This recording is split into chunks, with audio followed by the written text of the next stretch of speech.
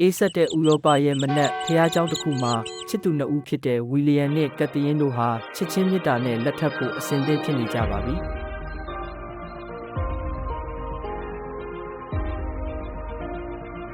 နှစ်ယောက်စလုံးရဲ့မျက်နှာမှာလည်းပျော်ရွှင်မှုတွေအပြည့်ဖုံးလွှမ်းနေပါတယ်။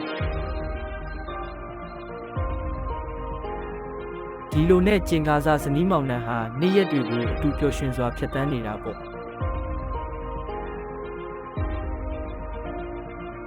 ဒါပေမဲ့ကက်သရင်မှာဝီလီယံနဲ့လူတွေမသိတဲ့အတိတ်တစ်ခုရှိနေခဲ့တယ်။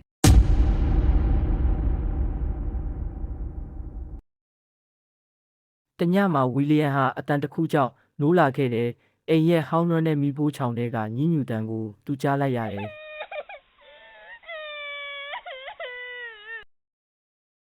သူနိုးတော့ကက်သရင်ဟာအိပ်ယာထဲမှာရှိမနေတော့ဘူး။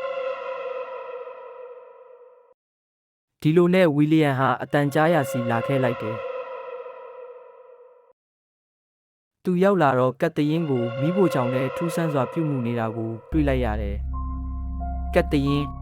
မင်းပါလုပ်နေတာလဲ။အလင်းရောင်မိန်နဲ့မိဖို့ချောင်ထဲမှာကက်သရင်ဟာဓာတ်တလက်ကင်ပြီးသူ့လက်ကိုဖြတ်နေတာကိုဝီလီယံတွေ့လိုက်ရတယ်။ပြီးတော့ဝီလီယံကိုစကားတခွန်းပြောခဲ့တယ်။ငါဘာနာကျင်မှုမှမခံစားရတော့ဘူးဝီလီယံကက်သရင်မျက်လုံးတွေဟာအမဲရောင်ပြောင်းသွားပြီးဝီလီယံကိုစိုက်ကြည့်နေတယ်။ပြီးတော့စကားတခွန်းဆက်ပြောခဲ့တယ်။မင်းတီလားငါမျိုးဆက်အားလုံးတည်ဆုံးသွားပြီ။ငါတယောက်တည်းအသက်ရှင်နေတာနဲ့100ကျော်ပြီ။အဲ့ဒီညကစပြီးဝီလီယံရဲ့ဘဝဟာကြောက်စရာအကောင်းဆုံးအိမ်မက်ဆိုးတစ်ခုတည်းရောက်သွားခဲ့တယ်။ပြီးတော့ဒါဟာအချစ်ဆက်လမ်းမဟုတ်တော့ပဲကျိန်းစာတစ်ခုလိုဖြစ်နေတယ်။ဝီလီယံဟာကက်သရင်ရဲ့လှုပ်ဝက်ချက်ကိုတီးသွားပြီးနောက်သူမကိုရှောင်ဖို့ဆုံးဖြတ်လိုက်တယ်။ဒါပေမဲ့ဘလို့ပဲထွက်ပြေးပြေးကက်သရင်ဟာအမြဲလိုသူ့နောက်ကိုလိုက်နေတယ်။တညမှာတော့10နာရီချိန်ဝီလီယံရဲ့တကားကိုတဖြည်းဖြည်းခောက်တန်ကြားလိုက်ရတယ်။ဖွင့်ပါငါပြန်လာပြီကက်သရင်ရဲ့အတန်ဒါပေမဲ့လုံးဝမတူတဲ့အတန်ဝီလီယံဟာမျက်နှာပြောင်းသွားတဲ့ကက်သရင်ကိုတကားပေါက်ကနေမြင်လိုက်ရတယ်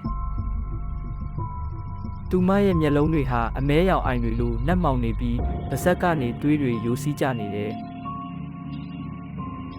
မင်းကိုငါချစ်တယ်ဝီလီယံဒါကြောင့်မင်းကိုလည်းငါလိုပဲထာဝရအသက်ရှင်စေမယ်ဝီလီယံအိမ်အပြင်ကိုထွက်ပြေးဖို့ကြိုးစားတဲ့အခါသူ့ရဲ့လက်ကိုကက်သရင်ကချုပ်နှောင်ထားလိုက်တယ်။သူမရဲ့လက်သေးတွေဟာရှည်လျားလာပြီးဝီလီယံရဲ့အသားထဲကိုစူးဝင်သွားခဲ့တယ်။ငါတို့အတူတူထာဝရရှင်သန်ကြမယ်လေ။နောက်ဆုံးမှာဝီလီယံဟာသူ့ရဲ့သွေးတွေအားလုံးမတရားဆုပ်ယူခံလိုက်ရပြီးကက်သရင်ရဲ့ကျိန်စာကိုမလွတ်မြောက်နိုင်တော့ပါဘူး။